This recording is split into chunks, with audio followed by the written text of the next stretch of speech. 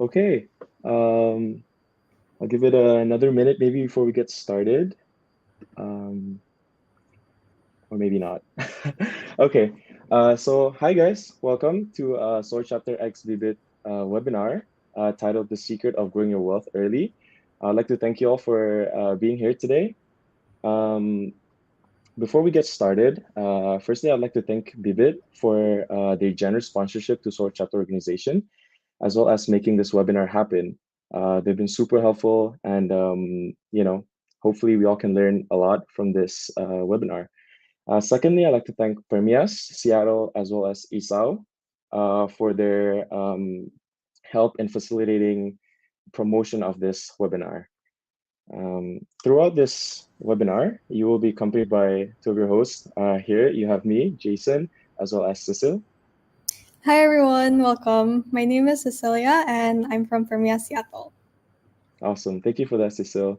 Uh, before we actually get started, I'd like to actually talk more about Source Chapter, an organization that I'm a part of. So, founded in 2017, Source Chapter is the platform for youth to contribute in developing underdeveloped communities through sustainable methods.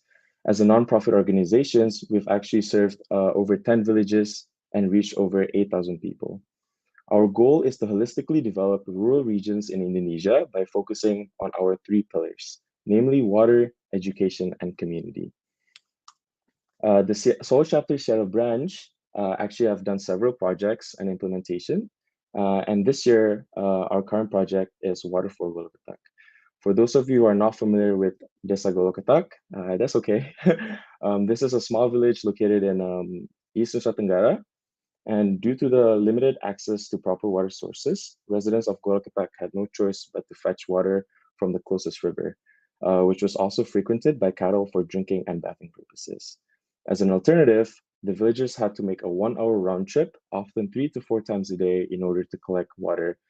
That's merely just 10 to 30 liters of clean water.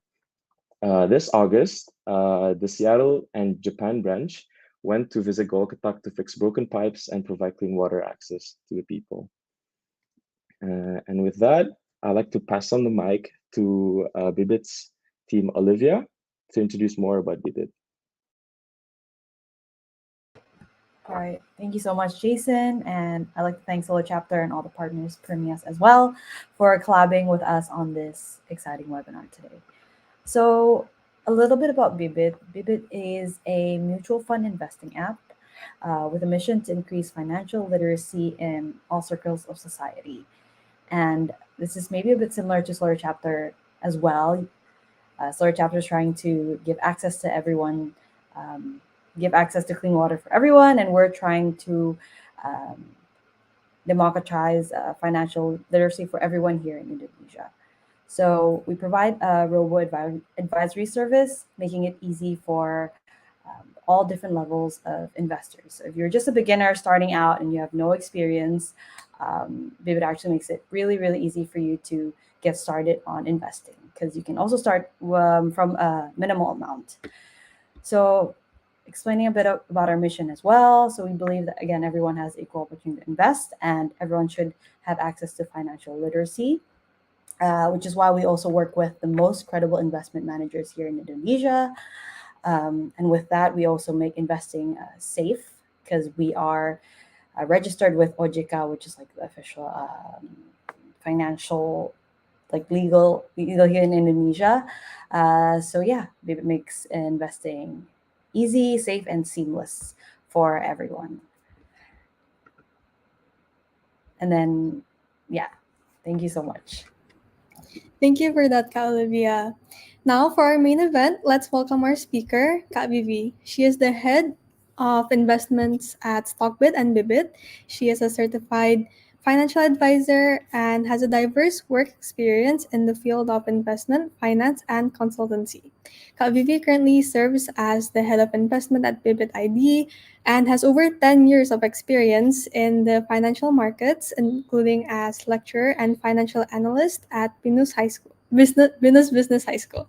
Sorry, Binus Business School, and serving as a vice president and equity research analyst at Citi. The floor is yours, Kak Vivi. Okay, thank you, Cecile, for the introduction. So maybe without further ado, we'll just start the presentation. Okay, so we'll go through the topic, which is basically mostly basics about investing. But throughout the event, if you guys have any questions, please feel free to just leave it in the chat, and then we'll take all the questions during the Q&A at the end.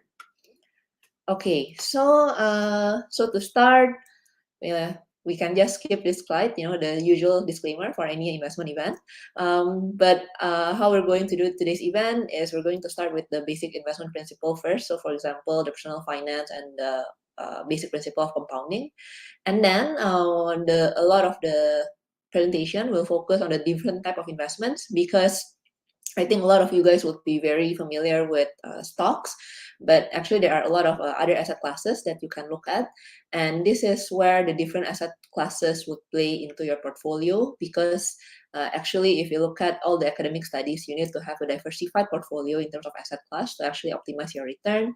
And then after that, we'll talk about big the two big schools of investment strategy, like whether you want to invest in a lump sum or a DCA, and is certain method better for certain asset class or others. And of course, we will also talk about how Bibit can actually help you navigate all the steps amongst investing, and how can make investing a lot easier for you. Okay, so first, let's talk about this very basic personal finance. I wouldn't go through too much into detail, but basically, I know the webinar is mainly talking about investing, but actually, before you start to invest, one of the main thing that you need to have aside from the knowledge is, of course, the cash, right? So the very basic thing of before you start investing is you need to make sure that your protection and your cash flow is safe. So if you look at this triangle, you need to fulfill the bottom two part first. Like you have some insurance and emergency fund, and you need to be able to manage your budget so that you have a positive cash flow every month. Then you put that excess cash flow into your investment, where the investments can be further broken down into you want to start your retirement fund first, or other financial goals and inheritance. And then of course, maybe some of us would also ask, and maybe you have also heard this several times on social media, but why do we need to invest in the first place? Why do we need to save so we have extra cash flow to invest instead of spending it all? So the theory, which is also actually quite logical, is actually the one that is shown in this chart on the slide. So of course, I think a lot of you guys are young. You guys are probably at the start of this chart. So most of the time, what would happen is that you would still have a very high human capital and lower financial capital. What this means is that human capital means it's your capacity to work. Because you're young, you have a lot of years to work and produce money. So your human capital is still very high. But because you just started working or going to start working, your financial capital is still low at the bottom of the chart. But as you guys get older, the idea is that you don't want to work for your whole life. So your total wealth, to build up your total wealth as you get older, you should build up your financial capital, because as you get older, typically you will get less productive as time goes by. That is why to accumulate this financial capital, you need to invest early, so that that financial capital can compound over time. And by the time you're like 65 or 45, if you want to retire early, you actually have enough wealth to fund your lifestyle. So the other very basic principles about investment and why you need to start early is actually the principle of compounding. So maybe this is just a simple exercise to really show the magic of compounding, which people often say is the 8 wonders of the world. So the first case, there's A and B. A is someone who starts investing at 25 years old, start at a very small amount, 1 million rupiah per month, which is around $100 per month for 15 years, and stops investing at 40 years old. And then there's B, who starts 10 years later at 35 years old, saves the same amount of money, but the guy saves for a lot longer, for 25 years. So he only stops investing at 60 years old. So maybe if Jason and Cecil can guess who would actually have more money by the end of 60 years old.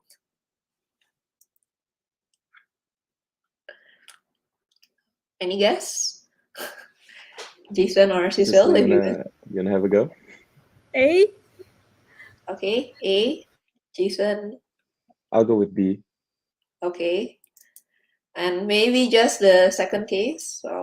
So A is the same case as before, starts at 25 years old, small amount of money for 15 years, stops at 40 years old. But B, he saves double the amount of money for the same amount of time, but he also starts 10 years later.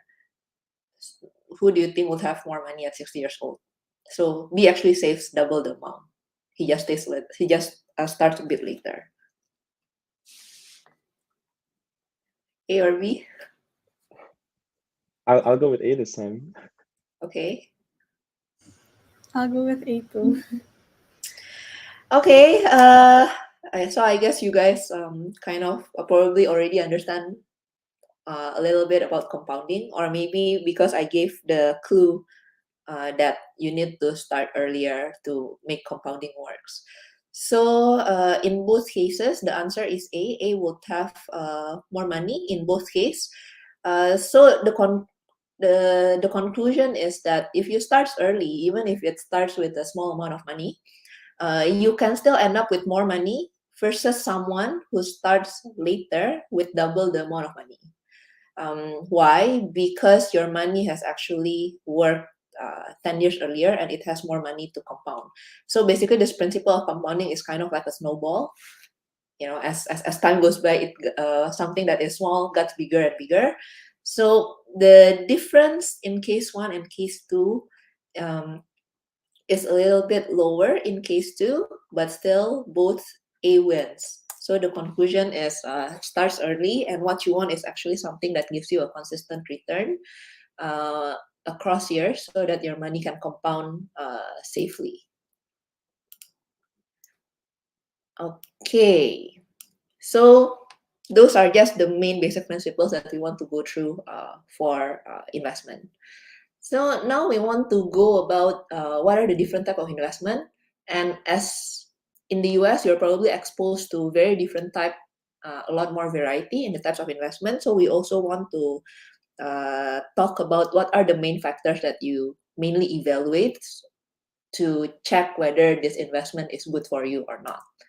So when you look at any kind of investments, certain factors that you need to look at, the number one is actually the legality.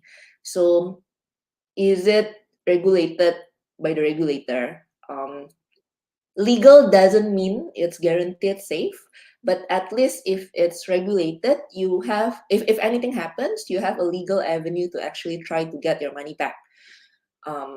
But if it's not even regulated, if something happens, you don't have anyone that you can go to actually try to get some kind of consolation. So number one is legality. For Indonesia, the financial instruments will be regulated by the OJK, and I think in the US it will be the SEC, right? And then after legality, the other thing you would try to look at is the return versus the risk. So the main thing you need to focus here is that I'm not just talking about the return, it's also about the risk. So what you need to look at is what is the promised amount of return relative to the amount of risk? What is the potential upside and downside? Because I think a lot of the narrative out there really focus on the return, but not really on the risk as well. Whereas actually these two actually go hand in hand. So you need to evaluate both together. So for example, something can give you 30% of your money, but the risk is that your money could go to zero versus something that gives you maybe just 7%, but the likelihood of your money goes to zero is very low. So as an investor, you need to know your risk profile and which one would be better for you. And then the third thing that you look at when you see an investment is the time horizon. So when you invest, right, you probably have certain goals, and you need to match this goals time horizon to the investment time horizon. So, for example, if you're just saving money to go on a holiday next year, probably putting it in a long horizon investment like stocks may not be the best way to do it, because maybe in 1 year the market could have a downturn. It might be safer to put it in a money market or bonds where you could get steady returns. Of course, this is the opposite. If you want to have a very long horizon goal, so for example, you want to buy a house, you want to save for your wedding, or you want to have a retirement which have a very long horizon, so you can buy asset classes that are more risky and have longer time horizon. And then after that, the other factor that you need to look at is the liquidity. This is important again because it mean, so for example, again, you're trying to save for your holiday next year. Your investment probably gives you 30% return, which is good, but it's locked. You cannot you cannot liquidate it. Then how are you going to take your money to go on a holiday, right? So liquidity is also another thing that you need to look at for an investment. Can you liquidate the asset anytime? And will there be any penalty or significant decline in value if it's liquidated within a short notice? And of course, the other general factor that you need to look at when you're evaluating any investment is what is the skill and time that you need to actually maintain that investment. So, for example, a lot of this discussion would be talked about, do I invest in an individual stock versus buying in an ETFs? Of course, when you invest in an individual stock, you need the skill and the time to be able to pick the stocks and do analysis, versus if you buy a mutual fund or an ETFs, you need less skill and time. So if you have the skill and the time, of course, you can just buy it directly. Oh, yeah. Okay. So those are the main factors that we typically use when we evaluate any kind of investments. Now, we want to look at what are the different common investing asset classes, and how does that fare compared to the factors that we talked about in the beginning.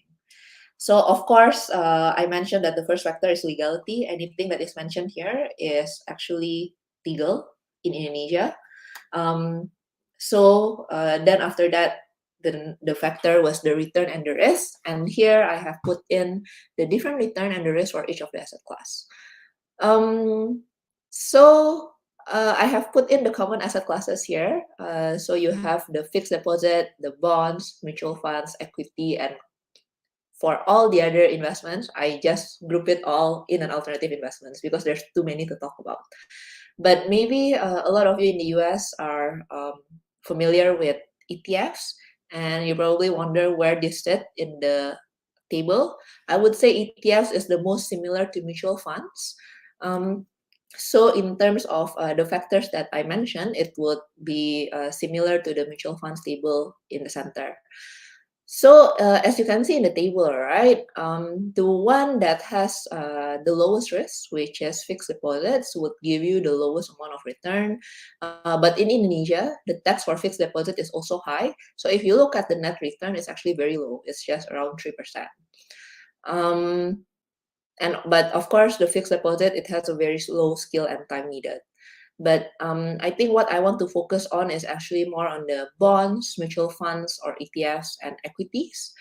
And maybe we need a separate session where we really talk about whether we should invest in the US or the Indonesian market.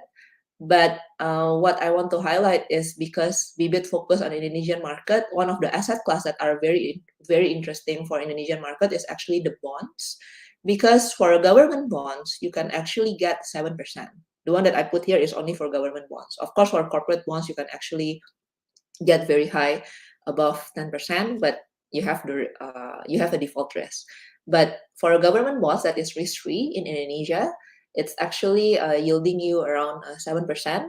And because they also have a lower tax, you can get around 6.3% net return after tax. And as you know, government bonds are essentially risk-free, so the risks are actually still very low. And government bonds is also very liquid. You can actually sell it anytime. But then the question is, do I buy a government bonds directly or do I buy it through a mutual fund?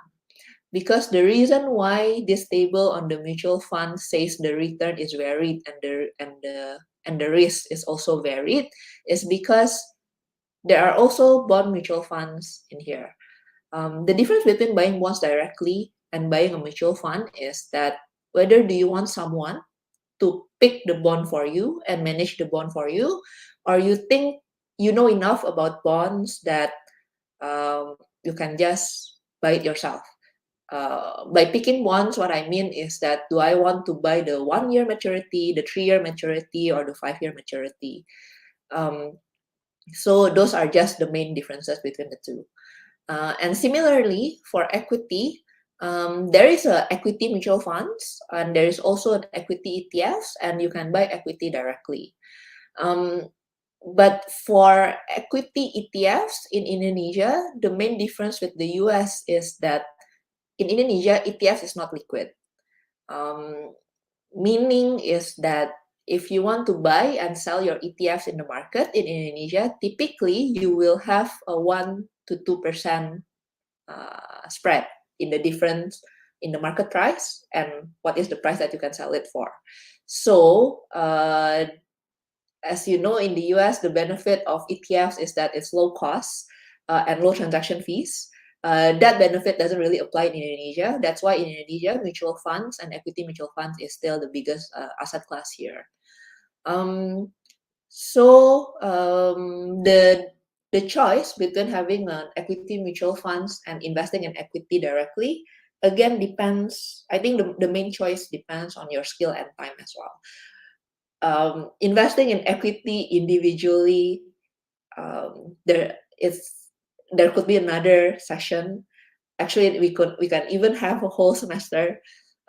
If you're studying, you would know that there could be a whole curriculum that teach you how to select a stock and how to pick individual equity. So I think it's too much for us to discuss here. But basically, the decision between buying an individual equity versus equity mutual fund and ETFs is whether you actually want to put in the skill and the time to have that skill to pick what stocks will actually be good. Okay, and then about the alternative investments, I think I wouldn't touch on it in this webinar. But basically, my main message for alternative equity is that a lot of the return and the risk is very varied. So you need to really do your research, whether it is worth your investment or not. And how you do your research is evaluating them based on the factors that I mentioned previously. And as I mentioned, there are different asset class, right? I think what I want to convey here is that with all the different asset classes that I show you just now, there is actually no such thing as the best asset class for you. So a lot of investors would have a mixture of asset classes. Even me myself, even though my allocation would be heavy in a certain asset class, but I still have multiple of the asset classes that you see in the previous slide. The best one for you is also the one that actually suits your risk profile, which we will discuss. Because, for example, someone who is single and just started working would have a very different needs for investment versus, for example, your parents who are going to retire and are just looking for a passive income. So those are the main factors that you need to consider.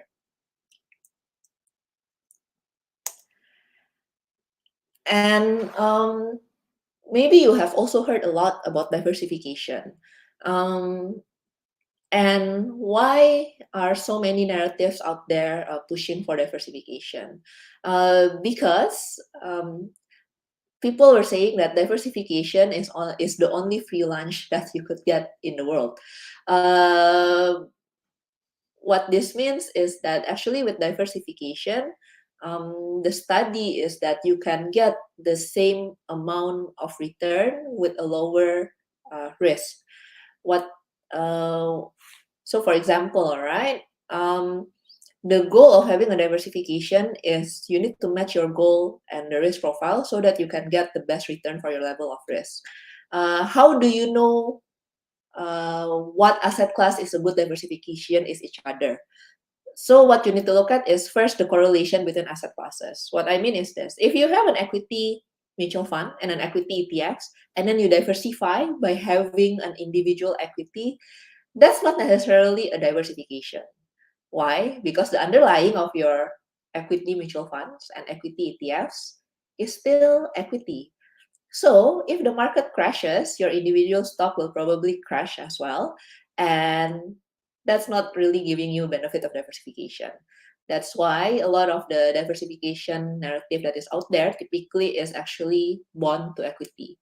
So you probably have heard about the 40-60 or the 60-40 allocation. So the diversification that they usually talk about is between fixed income and equities. Um, because with this kind of diversification, you would get the benefit of when the market is volatile, 60% of your portfolio that is in fixed income can help provide you that stability and the passive income uh, to sustain your investment portfolio while the equity is doing badly. Why? Because the fixed income and equity typically doesn't move together. Um, so if fixed income is minus 1%, maybe the equity is minus 10%. So that's what it means by that trying to diversify your portfolio so that you don't get so that your portfolio doesn't get too volatile. And another thing that you need to look at for diversification is also the correlation of your asset class to of your asset class and your investment to your source of income. What I mean is this. So for example, if I work in a brokerage firm in my previous job, if I work in an equity brokerage firm, a lot of my source of income would depends on how the equity market is doing, right? So maybe it's not the best decision for me to put all of my investment in the equity market, because if the equity market goes down, not only my investment portfolio that goes down, my source of income may also be at threat. Similarly, if I work in a tech industry, maybe it's not the wisest way to put all my investment in the tech stocks, because if the tech market is not going down, not only my investment portfolio, also my source of income is at risk. So for diversification, not only the asset class diversification, but you also need to look at how correlated is it to your source of income.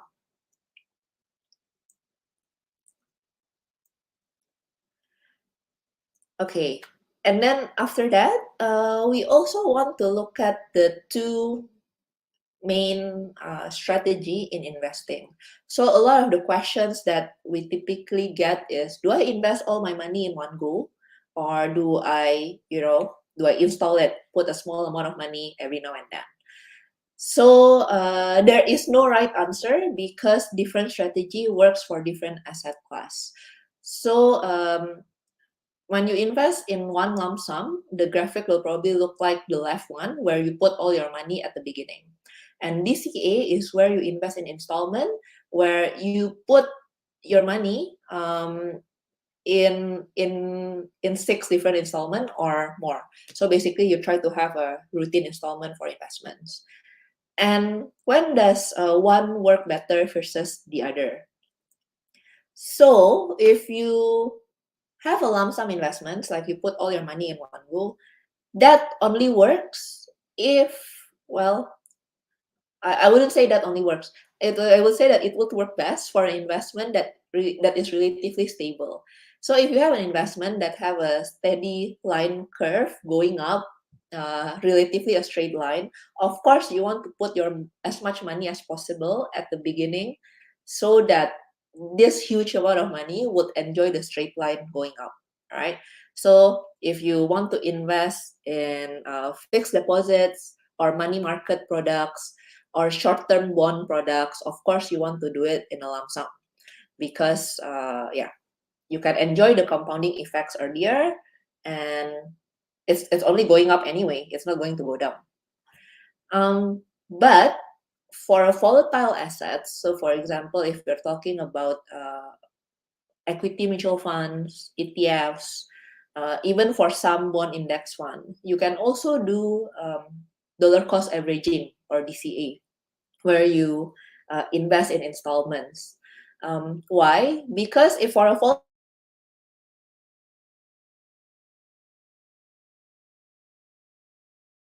assets, it will number one, that means you will get the average price of your investment, because when it's up, you would automatically buy. When it's down, you would still buy. And when you do a routine routine investment, you are freed of the psychological pressure. What I mean is this: so if you look at the pandemic that happens 2 years ago, right, the market crashes. If for someone who is an individual investors, you know that the market is cheap, you know that the market has declined so much, but in practice, the psychological barrier for you to dare to put in a lot more money when the market is down is very hard. Okay, that's why if you have an automatic investments that you routinely top up every month, for example, that really frees you up from that psychological pressure to really think, oh, is this the right time to invest? Because it's just an automatic deduction from your money to invest anyway.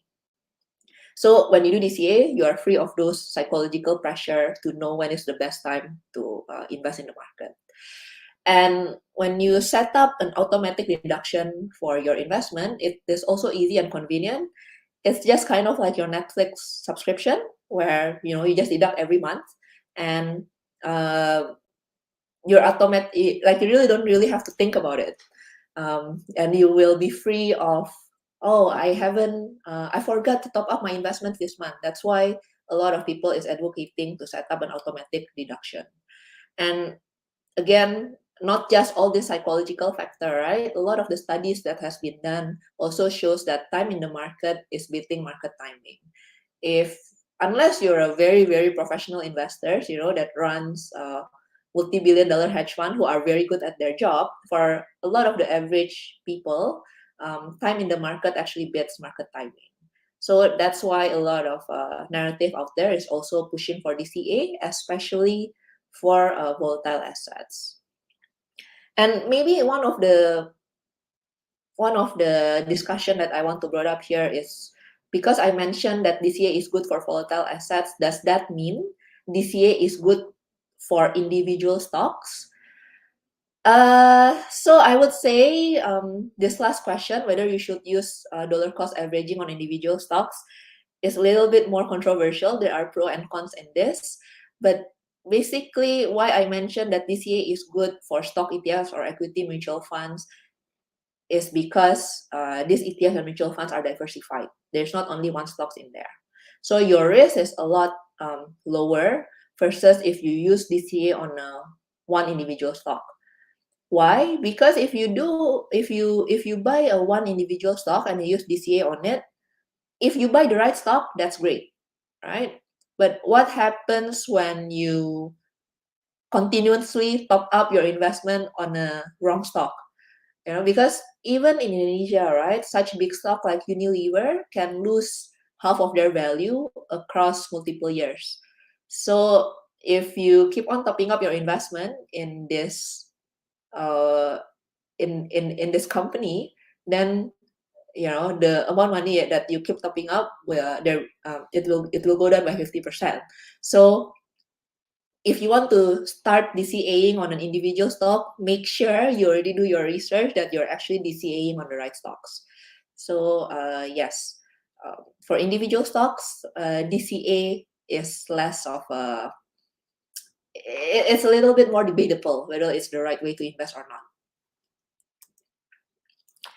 And this is just to illustrate what I mean by timing the market versus time in the market. The example that I have here is more for Indonesian market, but as you can see, right, every time the market goes down, it typically goes back up again. And when it goes back up again, it will beat the previous high of the market.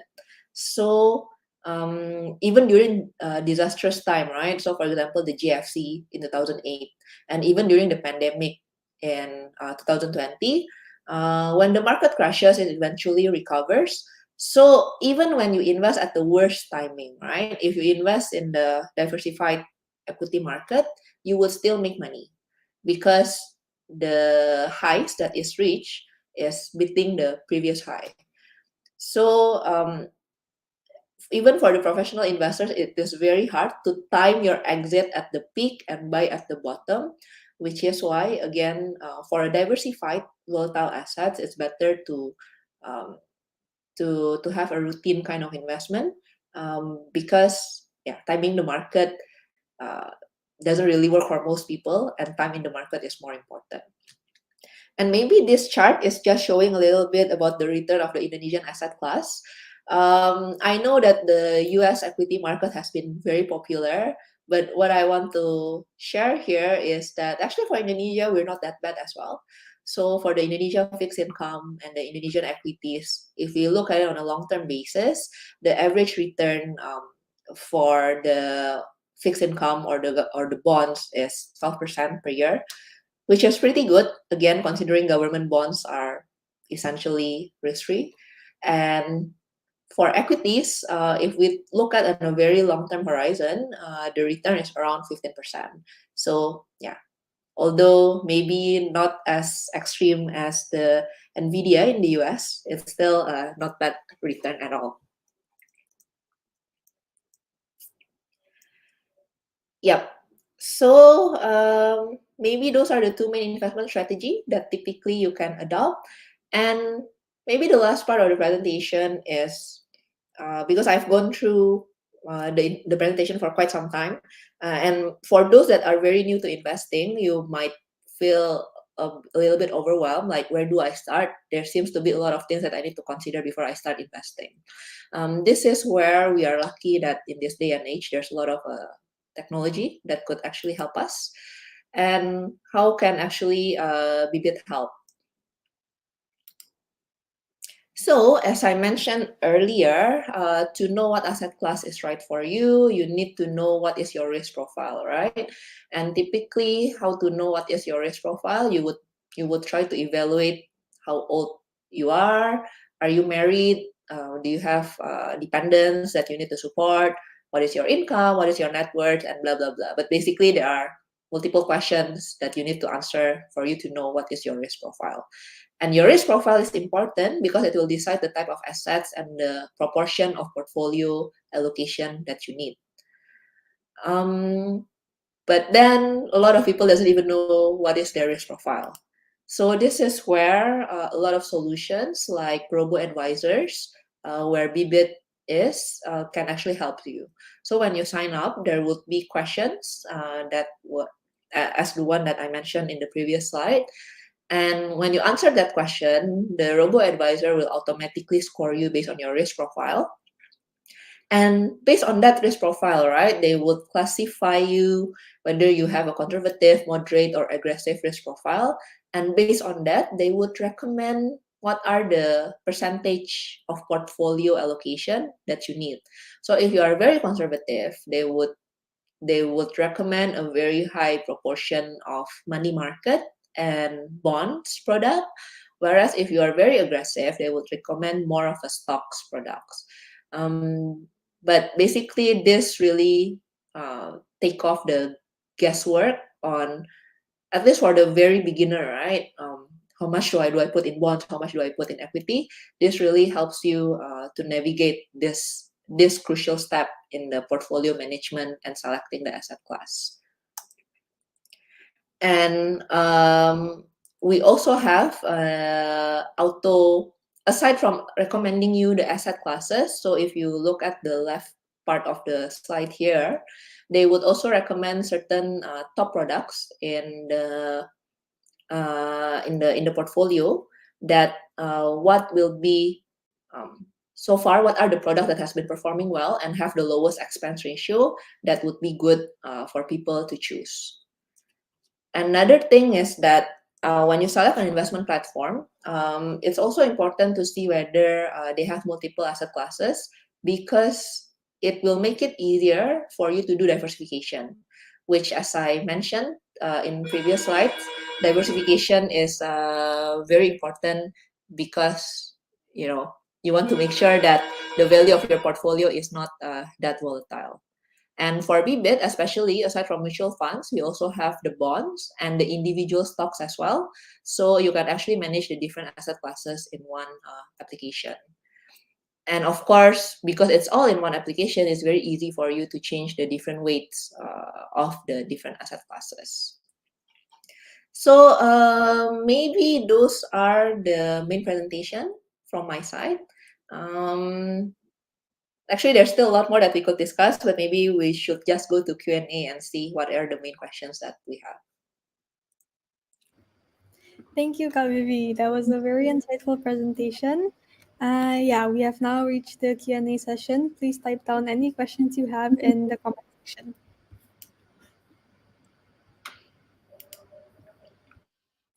Okay. Okay. So this is good. We actually have quite a bit of questions, both from the initial form and also the one on the comment side. Maybe we'll take the one on the YouTube live chat first. Okay. So this is very interesting question from Ari. When inflation rises, bond prices go down. When is the best time to buy bonds if you're looking to de-risk your portfolio? So, okay, this is a question that a lot people has been asking recently, and this is true. When inflation rises, typically bond yields go up, and interest rates go up, so that bond prices tend to go down. So when is the best time to buy bonds? The best time to buy bonds, I think, when you think the interest rate cycle and the inflation is actually peaking. I'm not saying that you have to buy at the peak, but if, for example, like right now in the US, right, a lot of the conversation is, oh, it seems like the pace of the interest rate hikes is slowing, which means that maybe they could still increase the rates by another 25 to 50 bips, but it's not like they're going to increase by 200, 300 basis point like what has happened in the past 1 to 2 years. So during those time, I think those are a good time to buy bonds, because then at least we know we are near the bottom of the bond prices. But I guess the good thing about bonds is this, because when you buy bonds, the all this kind of yield changes and the inflation changes, it only impacts the bond prices if you want to trade the bonds. So for example, if I'm an individual investor, if I buy the bonds and I don't trade it, I actually hold it up until maturity, maybe I don't really have to care about all these interest rate factors. Why? Because when you buy bonds, you know for sure what is the yield that you will get from that bond. So, for example, now in Indonesia, the government bond yields is around 6.5% to 7%. So when I buy bonds that gives me 6.5% to 7%, I know that if I hold it to maturity, I would get 6.5% to 7%. Could the yield go up to 8 or 9%? Maybe it can, but 6.5% and 7% is good enough for me. And I don't have, I am not going to be forced to sell the bonds if I don't want to. So if as long as I don't have a liquidity needs, I can hold it to maturity and still get to 6.5% to 7%, which I think is good enough for myself. Because again, trying to time the best time to buy is very hard for the individual investors. So I think the good approach an individual investor should have is, at what level of yield is good enough for you? if 6 to 7% is good enough for you, then go ahead. Yes, it could go up to 8. Then you can top up if you want, but it's not like you're going to lose money, right? Because if you hold it to maturity, you will still get the coupon or the interest that you get from the bond that you already buy. So yeah. Again, hard to time the market. Just buy the bonds when the rate is good enough for you, which is a very different approach for equity because equity has no maturity date, right? Okay, maybe from the moderator, you want to pick one of the questions from the form or from the live chat, maybe? Sure, yeah. If you don't mind, there's a question from Stefani. What would you recommend for beginners, especially students who have limited income to invest? Yep. Okay.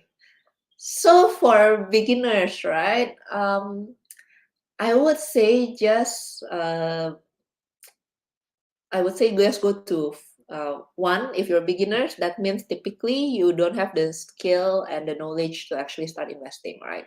So that's why a lot of people prefer to go into mutual funds or ETFs because it's passive or there's a professional that actually manage your investment for you. So you can look at mutual funds and ETFs. But what kind of mutual funds or ETFs? I would say if you're a beginner, you should try the fixed income first or the bonds. Why? Because it's not as volatile as the stock market. So if you're a beginner and you're not used to volatility, it might be less taxing on your psychological state if you if you go into the fixed income instruments first.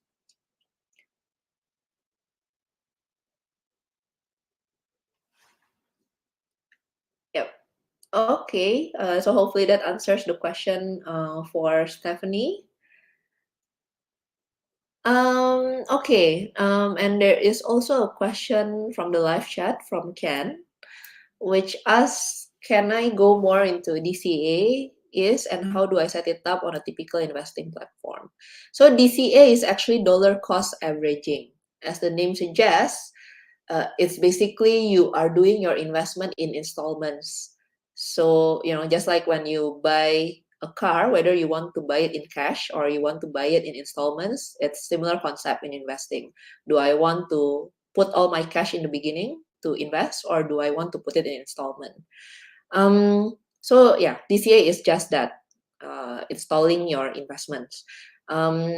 And it also works for those who are working because you can match these installments to your salary.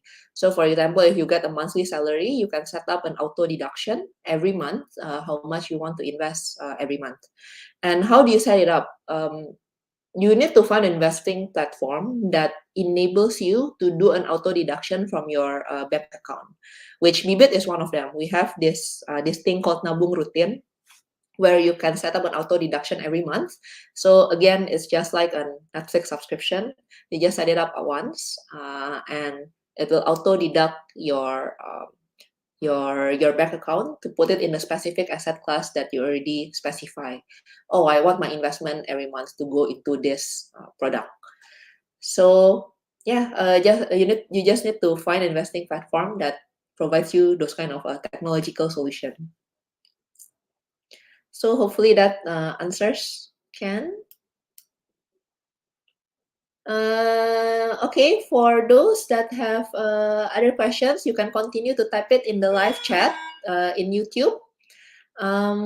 For maybe while we wait for the people in YouTube to submit their questions, we can take some of the questions from the form. Maybe Jason or Cecilia want to read up the questions.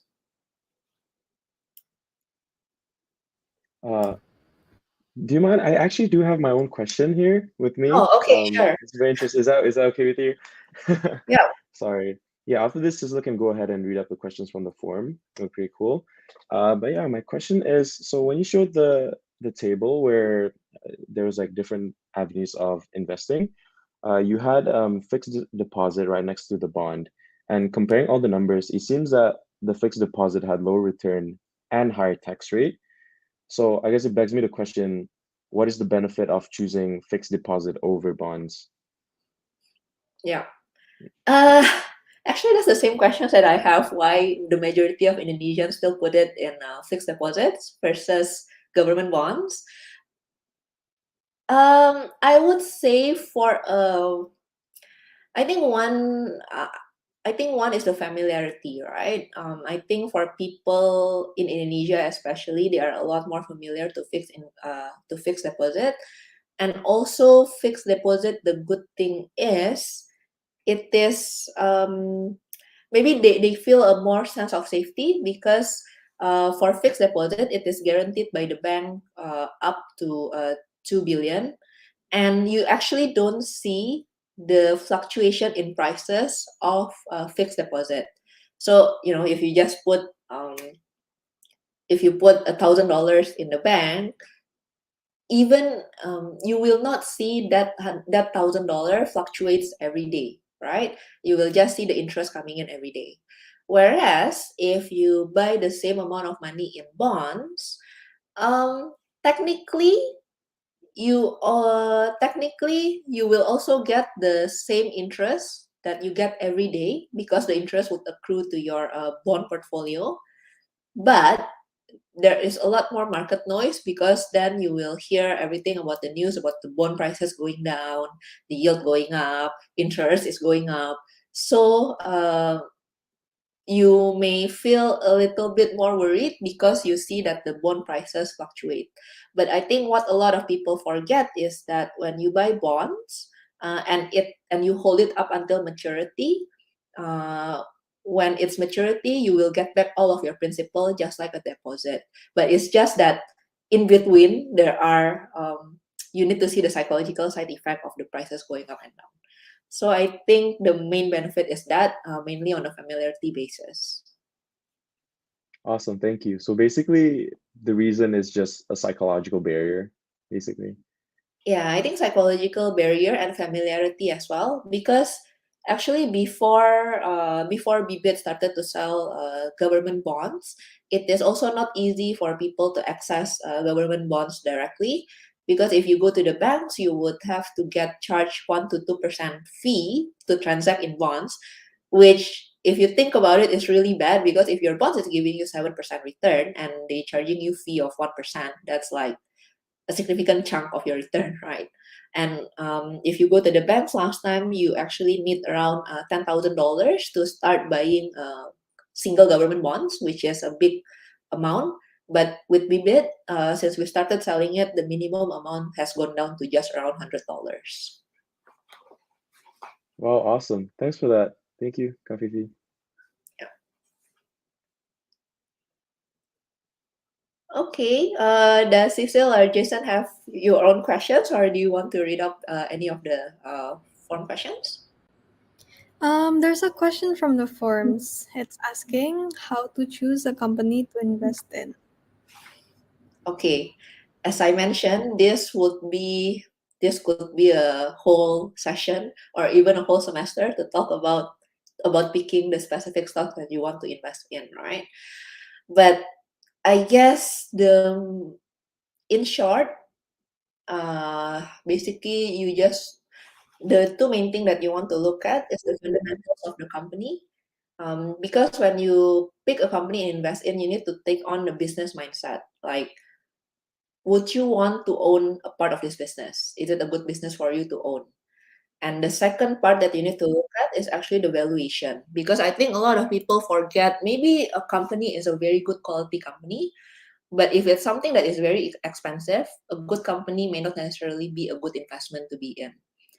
I always try to analyze. I always try to do this analogy. So, for example, if you're a woman, right? You know that there would be if there's an army bag, if there's an army Birkin, right? And someone asks you, "Do you want an army Birkin?" If it's for free, you would probably say yes, of course, right? Why not? Because it's a nice, good quality bag, but there's a price component in there. um, then if someone asks you, do you want to buy an Hermes Birkin for this amount of price? Your answer would be very different, right? Depending on whether you think the price is fair or not. So that is the same principle that you apply to picking a specific company to invest in. Is this a good company? Oh, yes, this might be a very good company. Is this a good investment? A good investment will depend on the price. So, yeah. Awesome. Thanks for that, Kafifi. Okay, so I think we'll cap the questions to these last two from YouTube, if that's okay with you. Yep, We sure. have one question from Xavier, hopefully I pronounced your name correctly. His question is, would you recommend beginners to invest in crypto? Okay. Listen, investment is a very personal choice, right? And like I said, what investment is good for you would be depends on your risk profile. Um, but again, this is just a personal opinion, but I would say, and this is also depends on your own beliefs on the validity of crypto as an investment. Because even crypto, there's so many different types of coins in there, right? If you're talking about Bitcoin or other types of crypto, it could have a very different answer. So it's very hard to answer this, but what I would say is that if you're a beginner, I'm not sure if a very volatile assets would be good for you. And as you know, crypto can be very volatile. So yeah, I'm not sure if it's beginner friendly. I will because as I mentioned, as I answered the previous question, for a beginner, I think something that is a little bit less volatile and a little bit easier to analyze would be better for you.